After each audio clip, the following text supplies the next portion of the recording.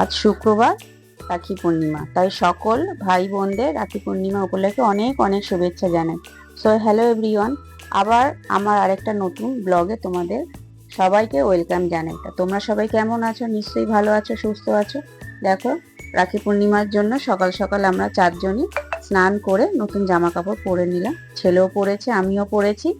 আর ছেলে যে গেঞ্জিটা পরেছে ওইটা হচ্ছে ছেলেকে ওর দিদি দিয়েছে, আর ছেলের দিদি যেটা পরেছে মানে আমার মেয়ে, সেইটা আবার ছেলে ওকে দিয়েছে। আর এই গেঞ্জিটা দেখছি, এই গেঞ্জিটা হচ্ছে আমি আমার ভাইকে দিয়েছি। তা যাই হোক, ভাইকেও বললাম তুইও তাহলে নতুন গেঞ্জিটা পরে নে।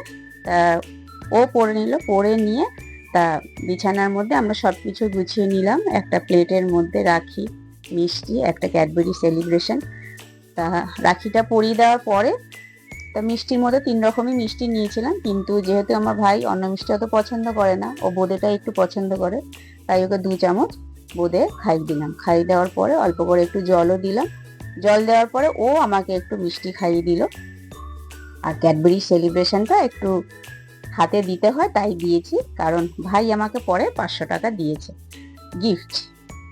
তারপরে হচ্ছে ছেলে মানে মেয়ে ওর ভাইকে পরিয়ে দিল, পরিয়ে দিয়ে আবার বলছে দেখ রাখিটা কেমন হয়েছে, যেরকম হয়ে থাকে ভাই বোনদের মধ্যে খুনসুটি।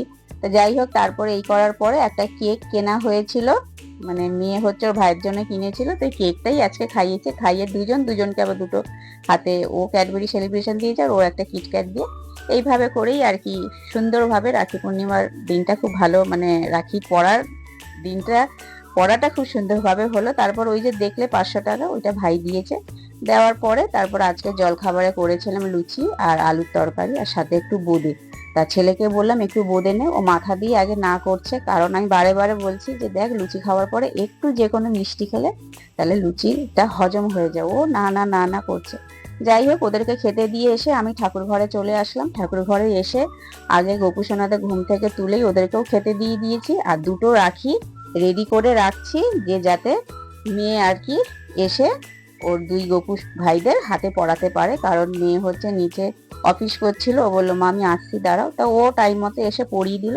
পড়িয়ে দেওয়ার পরে আমিও সব ঠাকুরের প্রসাদ তুলে নিয়ে নিচে চলে এসে আমিও খেয়ে নিলাম, কারণ অনেকক্ষণ না খাওয়া ছিলাম, কারণ বেশি না খেয়ে থাকলে আমার একটু অসুবিধা হয়। তা যাই হোক, আজকের দিনটা সকালটা আমার খুব সুন্দরভাবে কাটলো, এখনো দিন পড়ে আছে। তা তোমরা সবাই এইভাবে আমার পাশে থেকো। তা চলো এখনকার মতো টাটা।